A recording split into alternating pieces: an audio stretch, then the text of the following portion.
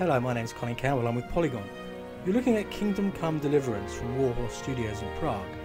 It is, as you can see, set in the medieval times. In fact, it's setting the early part of the 1400s, a time when the country of Bohemia, the Czech Republic roughly speaking, was beset by a huge and extremely damaging war, which is mostly unfamiliar to us in the English-speaking world. We have our own medieval stories that we talk about, but it was a really interesting time and a really fascinating period. But what is interesting about this particular game is how far it tries to do very new and interesting things with the RPG genre. Obviously there are no dragons or magic potions in this game.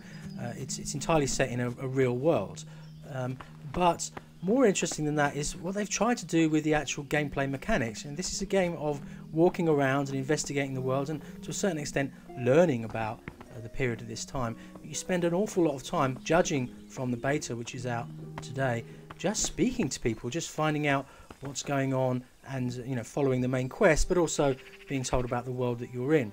And it's a role-playing game in the traditional sense that you have a character, it levels up, there's combat, you dress him up. His name is Henry. He's out for revenge. He has a story of his own, but he joins a sort of a military group, and they have their own story that they have to follow. And in this part of the game, which the beta is fairly well into the game, you have your duty that you go about, and here we are trying to track down a fellow who knows something about a massacre that took place recently. I have nothing to do with Riki. He'd only drive my customers away. I heard a different story, though, that the two of you were doing business together. Who are you, anyway? A friend of Hinnick's. I don't know where he is. And so you see you've got these dialogue options, and some of them count on a certain amount of skill that you might have in terms of charming somebody, or threatening them, or perhaps giving them a bribe. And underneath the game there's a whole load of stats going on in terms of your ability as somebody who can speak. If you have a high ability and the other person has a low ability, you can just sweet talk them. But honestly speaking, when I speak to a pub landlord, I think to myself, I'm not going to intimidate this guy, I'm going to bribe him. I don't know exactly, that is, I don't know where it is at all. But what I happen to know, it's a dark place, a cave or an old mine shaft. And what you do is you go from one person to the next, getting more and more information until you find out where your quarry is. The alternative is you just head off into the woods and look for him, but judging from the size of this forest, I don't think that's a particularly good idea. Now, you can see from those talking sequences that we just saw that there's a lot of work to be done. That's just placeholder voice acting. They're working with some companies to try to get some better voice acting. I personally think there's quite a lot of work to be done in that whole area to make it feel more naturalistic. But I like the fact that they're trying something new, even if right now it does seem just a little bit clunky and just a little bit awkward. And clearly there are quite a few bugs still in this game, as you'd expect. And the developers, when I saw them earlier this week, they were pretty open about it. They were like, we're not Blizzard. When we put a beta out, we mean it. why are you following me? Following you? I beg your pardon, dear sir. We are merely enjoying some fresh air. In this downpour? Indeed. The air is freshest when it rains. Enough of the jesting, friend. Moorcock. Enough jesting, Moorcock. Why are you following me? I can't have a stroll with my companions. That's enough of your shit! Now, lad. My name is Henry. Oh, Henry. No one has to get hurt. So yeah, that dialogue pretty awful.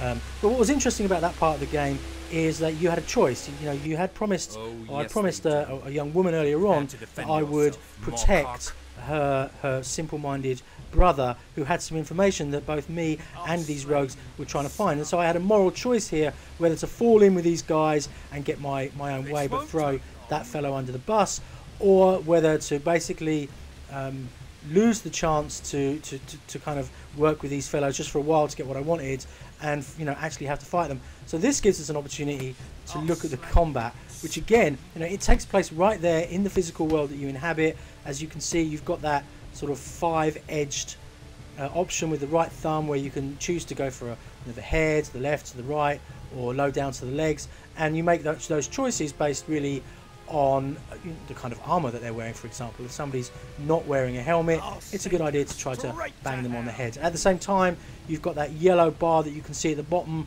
You know, if you swing a sword a few times, you get tired, the yellow bar goes down, and so it's good to put a bit of space between you and the enemies. This is a particularly difficult fight, and it wasn't me playing this part, it was the developer.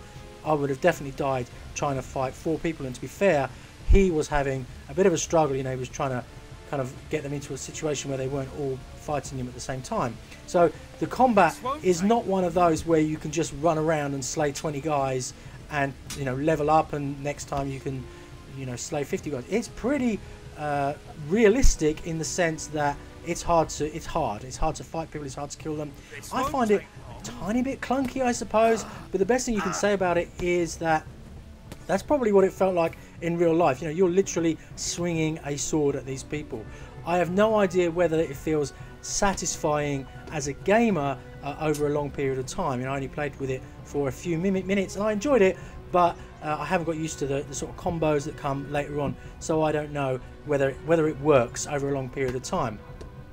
You can judge for yourself by playing the beta if you've backed the game, either through its Kickstarter, or you can back it directly at the game's website, which you can still do right now to get in on the game. It's coming out, by the way, on PC. It was supposed to be coming out on PC this summer, but I think it's more likely to be coming out at the end of this year when it comes out on consoles. And, you know, looking at how much work still needs to be done, I don't know if I'd bet my bottom dollar on it coming out this year.